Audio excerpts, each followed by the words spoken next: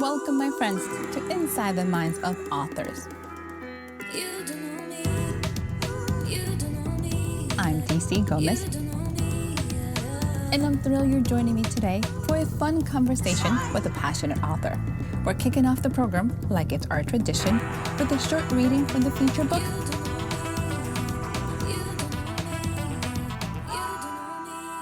I hope you guys enjoy it. Let's get started. Hi, my name's Varuni Sinha. I am a New York-based writer. I've worked for different magazines and newspapers here, including Time Out New York. I've had the opportunity to work for the Guggenheim Museum, the Post and Courier. But before that, 10 years ago, I used to work in the field of advertising in India. I've been in the world of writing taglines and things like that for brands like Yamaha, Panasonic. But the real challenge was when I was writing in India, we speak and we write in a language which is English, but it's British English. So when I came to America, even though I was speaking the same language in order to successfully find work opportunities, I had to understand that it's actually a different language and learn how to switch to it. And surprisingly, my foundation in advertising really helped me because advertising is straight to the point. It's pretty much an economy of words, which really helped me understand the rules of the game here because the sentences are much shorter than British English, and it's very direct and arrests the emotion, which I really appreciate. So yeah, it's been a fun ride since. And my book, Golden Handcuffs: An Immigrant's Pursuit of Happiness, is in fact the first time a South Asian woman has written a memoir talking about something that is going on with women in our community who are highly skilled, extremely educated women who came to America from the 1990s. When they came to America, they came not with the idea of becoming housewives, but they fell in love, they married a guy, and they came to America as wives of, say, doctors or engineers that the country was importing to build the IT industry or the health industry, to get scientists to build their NASA program and things like that. However, these huge number of women who came here, they did not come in completely aware of the immigrant status, which would confine their opportunities. So they came on a spousal visa, which at that time did not allow them any right to work, to have a social security number, or even an independent bank account. So my story is the story of experiences that I went through when I had to go on that spousal visa, but it's to shine light on what these women and what I have gone through, which has been an extremely difficult period when an extremely educated person who has as many ambitions as any man, right, in the 21st century is not given a choice because she's forced to choose between the man she loves or leaving the country and going back, so called, to where she came from. But it is a very positive book which gives hope, resilience, and meaning to anyone, not only just an immigrant, but anyone who reaches a point of no return in their life. So if somebody, suppose, faces cancer or loses a limb or anything like that, there can be a situation in life where you just completely surrender and you completely lose hope. So what do you do beyond that point of no return? So my book is essentially to give that light to people who are struggling. I would love to read a little portion of my book. Marriage for me was not what it had been for my parents, the culmination of a relationship of many years. For me, it was like preparing for an exam on a scheduled day. To be completely honest, I did panic for a moment when I was alone with my makeup artist. A few hours before tying the knot, I had gotten all my friends ready before me, sending them to the wedding venue ahead of time. When I was the only one left in the house, I toyed with the idea of calling it all off. Even though I realized that fear was taking control, I chose to just sit there staring blankly at my reflection. My friend Vani had flown down from London for my wedding. A week before getting on the plane, she had broken up with a guy she had dated for a long time. To show up for a friend, when her own heart was strewn to pieces, to stay by my side, giving me strength when she felt like she had none, had perhaps been the theme of our friendship. It was the same when she realized something was wrong when I didn't show up on time at the wedding venue. She circled back to my house to check on me. When she entered the makeup room and looked at my face, she knew I was back on the ladder, my mind doing what it always did if she didn't shake me out of it. At some point, I took a deep breath and started climbing, one step at a time, without looking down. What I remember about my wedding is a bit of a blur. I remember smiling incessantly for photographs, shaking hands with friends and family, being hungry and sweaty all day, trying to control going to the washroom because I was dressed in a 30-pound outfit that was difficult to lift without a friend accompanying me. I was draped in the traditional colors of red and gold. My wedding dress consisted of a heavily embroidered lehenga with intricate designs and crystals that extended from waist down to my ankles, an extravagant headscarf decorated with gemstones, and a crop top that resembled a fitted gold sequin camisole lying bare at the nape of my neck and the hilt of my midriff. I had adorned my body with 24-carat gold jewelry, an ornate necklace that had been selected by Aman's family, a headpiece that was stuck neatly into the parting of my hair, and earrings shaped like peacocks that were so long they kissed my shoulders. My mother had insisted I wear a Garhwali nut on my nose, and my father a traditional toe rings from Bihar. I happily wore both, and a dozen bangles on each wrist that had been tattooed with beautiful patterns of henna, Aman's name camouflaged in their design. In a Hindu wedding, the bride and groom hold hands near a ceremonial fire that stands witness to the holy promise that is made between husband and wife. They take 7 sacred firas or rounds as they circle the fire, making the union official in the eyes of Agni. Each fira stands for a promise they make to each other in the presence of family and friends. In the first fira, the couple prays for plenty of nourishing food. In the second, they ask for healthy life. In the third, for wealth. In the fourth, for mutual love and respect for each other and their families. In the fifth, they pray for their union to culminate in the birth of noble, healthy children. In the sixth, for a peaceful life together. And finally, in the seventh fira, they ask for companionship, loyalty, and understanding so deep that it carries over to another lifetime of togetherness. As the priest officiated our marriage in Sanskrit, I waited patiently to hear the Hindi translations of the ancient mantras. To me, however, each fera held an entirely different meaning. I remember thinking that with each step I took around the holy fire, I took several away from home.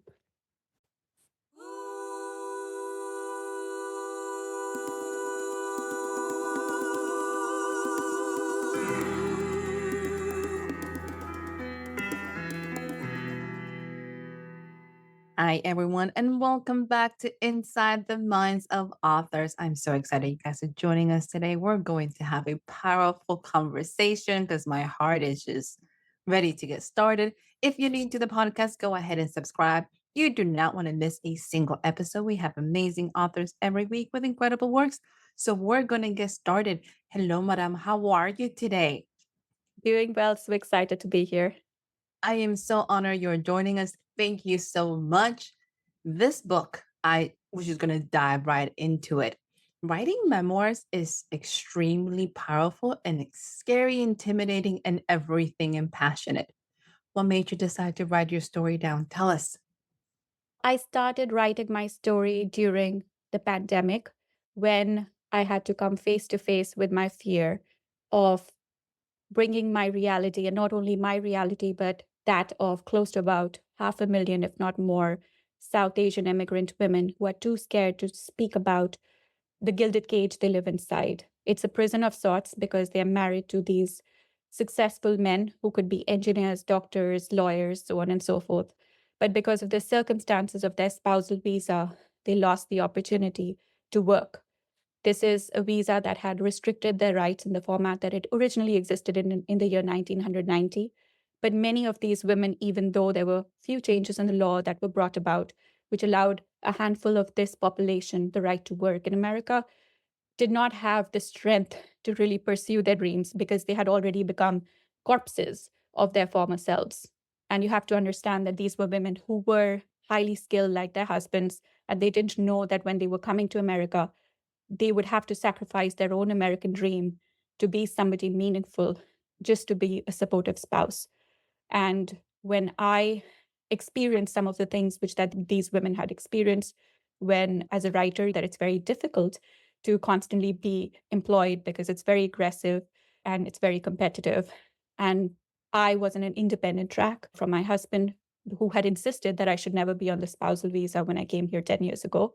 So I did get the opportunity to work for these really big publishing houses and so on and so forth. But when I did, in unfortunate circumstances, lose my job, and I found myself in an America that we find ourselves right now in, where sadly immigrants are seen as, people not in a very positive light, I could not find an opportunity to work despite a very stellar resume and despite every way of trying to hack the employment process in terms of networking and other such things. And for 2 to 3 years, after close to about more than 300 opportunities that I chased, and I made a counter of it, I locked myself inside my apartment before the lockdown and became like a walking, talking corpse who just turned against her husband because I blamed him for where I found myself. And he tried very hard to help me break out of that prison, but marriage got contaminated by my anger. And that is what happens to people who hit hard and tough times. They turn against that one person who might be actually trying to free themselves from that prison. But 3 years after that very tumultuous time, where I just completely gave into the darkness and started drinking every day, and my husband tried so hard to pull me out of it, even convincing me that I should write this story of what I'm going through as not only a moment of healing, but also to bring this reality in front of everyday Americans and allow them to understand that such women like me are facing the challenges that we are. I think the real courage came when COVID hit and my husband, who's a doctor, had to go into cases. And there was a real possibility of losing the man that I loved because his colleagues had died because of overexposure. And that was literally like a do or die moment where I was like, either you face your fear and you write this book, or you literally could die, because that was a possibility for us. We had prepared a will because we knew that if suppose he gets overexposed, I will also contract, right? So that was an absolute deadline. And that deadlines are so essential for writers when I started writing my first manuscript. Yeah. This is a conversation that is not had anywhere. We're just going to put it out there. As an immigrant myself, it is such a different world than what I experienced growing up in the States, because I came from a whole different process in immigration. And we take it for granted, even as immigrants ourselves, that, let's be honest, he did not marry a doll. He married a very successful woman who had dreams and ambitions that has to get put on hold. Like, what do you do when your life is flipped upside down and the American dream is something that you cannot pursue and you're in the States? Like, that is insane to me. You opening up this door, you're making yourself vulnerable, you're opening these conversations. I'm sending praises and all this love to you because this is huge. When you decided to do this, and let's talk about this, you have a timeline. Your husband now is like, okay, this is where we're at. You dove into this. How open did you let yourself be?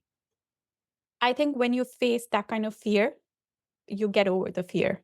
So the thing is that that's what we don't realize. We look at all these proverbs and these nice things, quotes on the internet, right, which have become memes.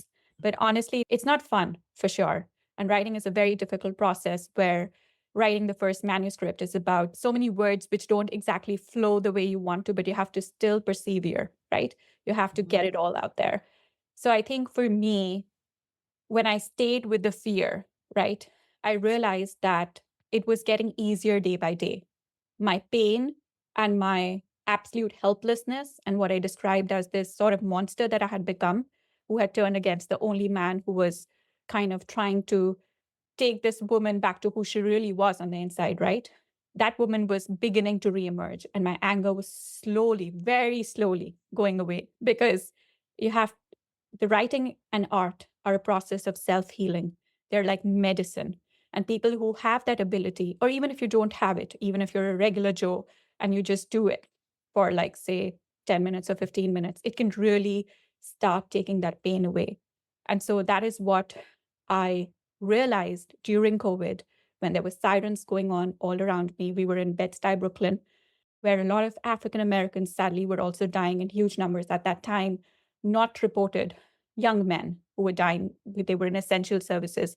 And my husband, who was working in the so-called poorer hospitals of Queens and Brooklyn, saw those young men die, and he came back and he was shaken up because he'd never seen that. And I also knew that initially when he was going into the cases, because not too many doctors also knew about what was going on, there was also not adequate PPE, right? So he did go in without the proper mask and without the protection that is needed. But that was the kind of man he was. And I was scared. Remember, I was so scared in the beginning that I had put myself into a bigger prison than the visa itself. In that moment, I did try to tell my family members that, can you convince him not to go into these cases? Because if something happens to him, I will have to go back. And I was still so scared just about my life, which I was doing nothing with, right? And he told me that if I did that, he will actually leave me, that he is going to go save those lives. And he blocked off all the family members. And he's like, I don't care. I didn't marry this person. I married a woman who's exactly as I am. You're my mirror image. So you're going to write this book. And then enough is enough, because he'd been forcing me to do this, right? And I had done certain things, like I had taken up certain challenges like the NaNoWriMo, and I had worked on like a very shitty version of a draft earlier. But he's like, now enough is enough, no excuses.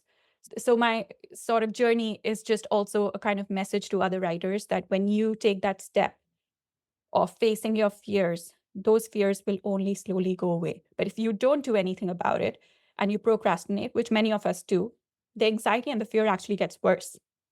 You're describing a lot of tough love. Because let's be honest, when we're down, we want people to be with us. Like you want them to have you want your pity party and you want them to be like, I understand. But it's huge for your husband to say, this is not the person I married. Like this is not the woman I know. And for him to push you, because he could have been completely the opposite and been like, whatever, you can go back home. I don't care. I'm gonna do me. So he believed in you even when the writer herself was not believing. So I think that is beautiful and also shows the amazing woman you are for your husband to be like, I don't know who this person is, but that's not my wife. Yeah. That's huge. That is, I had already experienced his tough love, and he understands tough love because he was made by a single mom who brought him up and in circumstances which were extremely dire for their family. His father had an accident when he and his brother were very young. And his father took on the brunt of the accident, having a stroke on, that day. And that is why he decided, when my husband was around 13, I think, he decided that he's going to go into stroke surgery. They could never save the dad. The father just became like a pre-teenage boy, and the mother had to figure out how to bring up these kids in very poor circumstances in a one-bedroom apartment where the entire family tried to even not give any financial assistance or support and make their life into greater hell. So he's been through that in order to make his journey from that sort of a circumstance to come to a country as an immigrant to America. And he's a very dedicated doctor, right? So I think he had seen who I was. And I think when we'd met, I had not married him because he was so-called a doctor. I spoke to him as a human being. I did not care that he had money or anything. I didn't even understand. I just thought that I really liked his family and his mom and his story. And his family and my family are very similar in many regards. So I think it's because I did not judge him for what he meant as a package, and he had been treated as such by women who had dated him earlier. I also had been burnt in love. So we found honesty. So that had been our initial coming together.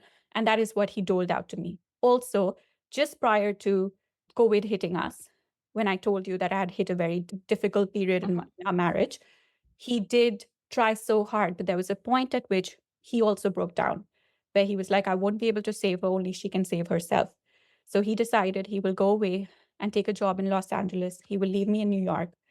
He'll give me the money and everything that I needed. He even got us a dog, like a therapy dog, like a golden and a lab mix, and trained the dog as well. And he's like, just imagine that you already have a job.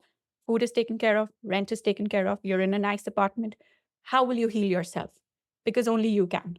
Because I really can't be around you, because you've become such an angry person that you are now taking away any ounce of strength that I have to try and bring you back. So I'm going to be in Los Angeles, you'll be here, and you have to figure this out. And during that time, I obviously was very angry and I did feel abandoned, but he did not exactly abandon me. He would come back and check once in a while, but I could not be in the apartment anymore because it was just so lonely. So I started walking with my dog on the streets because I had nothing else to do.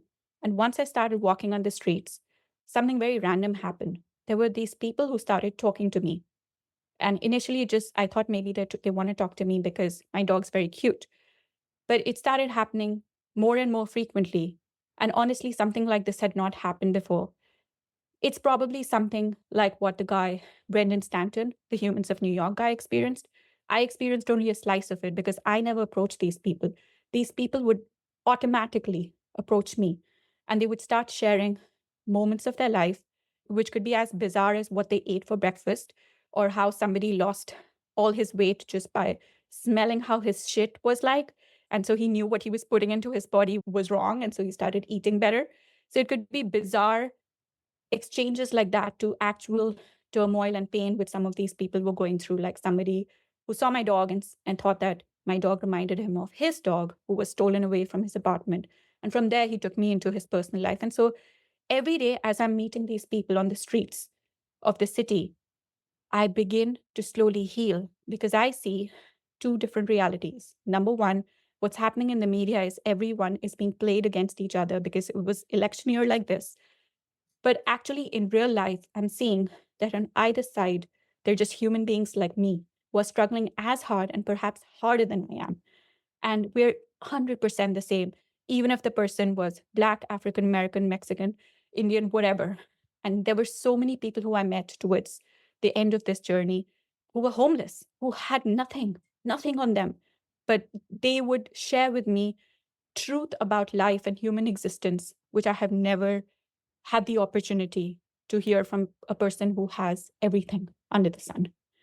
And so when I started walking around, what I thought was me further losing my mind actually made me open to this very sudden experience that I had, which allowed me to heal. And I was able to find myself, my sanity back. And I also decided to work with an institution called the Bowery Mission at that time, which serves the homeless. But they felt that I'll be better suited to teach their kids art and creative writing. So that's what I ended up doing. And that was the second journey of my self healing, where these kids who I thought I was helping actually taught me and helped me more. Because again, they belong to communities which I'd never had the opportunity to serve, and to see how hard they were actually struggling when you don't have money to even go to a decent school or to get food. There were some mothers who were very poor and they just were so grateful that there was an after school that they could send their kids to for a couple of hours. And when you see that, you actually have a perspective shift and you realize what there is to be grateful for. Your journey is absolutely so healing. So you mentioned it in your intro that this is the book to give hope. This is a book to show happiness. This is a book where everything comes full circle. Because a lot of those stories end up so bad and so negative, and you go in, what am I going to get out of this? Do I need to be extra depressed? You completely brought this full circle. You completely brought the fact that you took responsibility for yourself. Let's be honest. Because at some point in time, your husband's like, I'm not saving you. You need to do some work. And you did the work. You did the hard work for a long time, which is really, really amazing and commendable. And now you have a story that you want to share.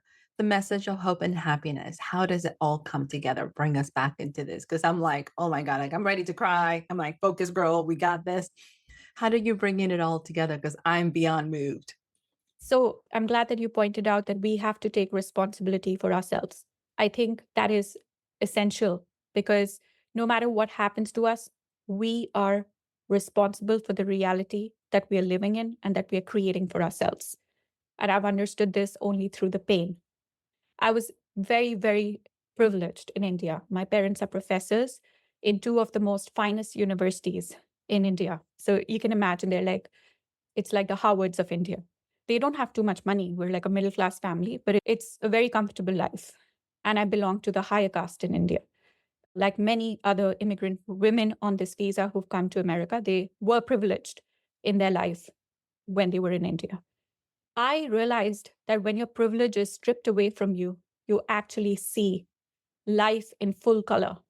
Because when you're completely coddled by all these comforts, right, you don't move an inch.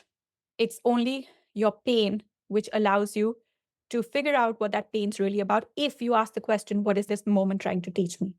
Because it's always trying to teach you something, right? So one of the things that I had to learn was I had to undo, I'm a feminist woman. I was brought up as a feminist by my father. I had to also accept that, unfortunately, when I went to the spousal visa after losing my job, I had to accept that I'm a housewife and that there is no shame in being one. But what can I do to turn this around for myself?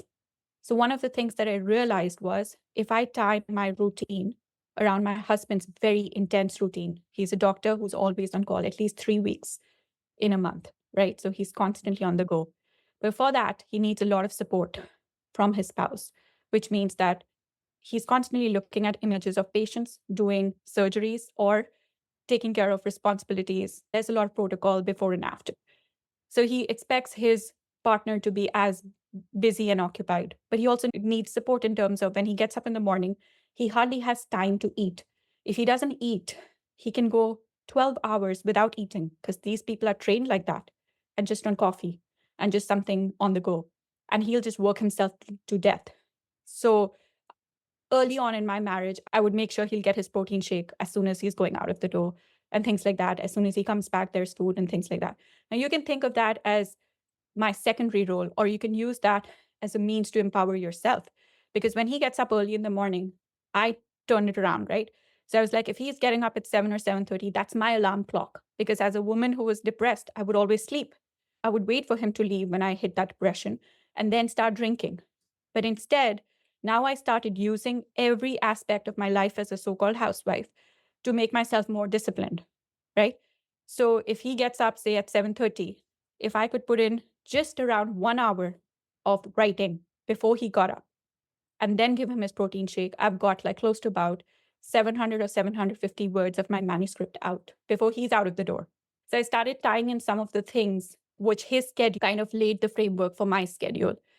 I used to hate like cleaning dishes or making food and things like that. But I started doing that to kind of clear the clutter in my head because when I became depressed, I stopped washing my hair. I stopped even taking a bath. I looked like a crazy person who's probably a transient inside my own apartment. But I started taking better care of myself, where I now have a morning ritual, but I also use these moments as moments of mindfulness and meditation. So when you're washing your dish, if you just focus on washing that one dish, your mind cannot go anywhere else. It's like a meditation. And I learned it from a woman who's from Mexico, and she helped me clean my apartment because it was such a mess. I had to employ her once a week. And she taught me that at one time, you just do one thing. So if you're folding clothes, you just focus on that one shirt. And I applied that to my writing. So if you're sitting and writing 500 words today, do not get overwhelmed by what's going to happen tomorrow. Right now, your goal is just 500 words. That's it. And that's a very important skill as a writer because the writing process from writing your manuscripts, and my manuscript has gone through 11 stages. So I've all in all written 11 manuscripts, then worked with two very highly accomplished editors, and they give you very harsh feedback as well. But at one time, you have to only attempt to do one thing as a writer. Otherwise, you get ahead of yourself, and then the fear takes over. And then you think about, well, oh, will this book sell or not? Will this book get published or not? No.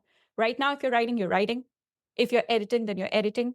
If you're pitching stories, then you're pitching stories. So you have to be focused on the here and now. And that's what I learned from this amazing woman who came to my house, and she taught me through her work, hard work as a domestic help, what it's like to work on yourself.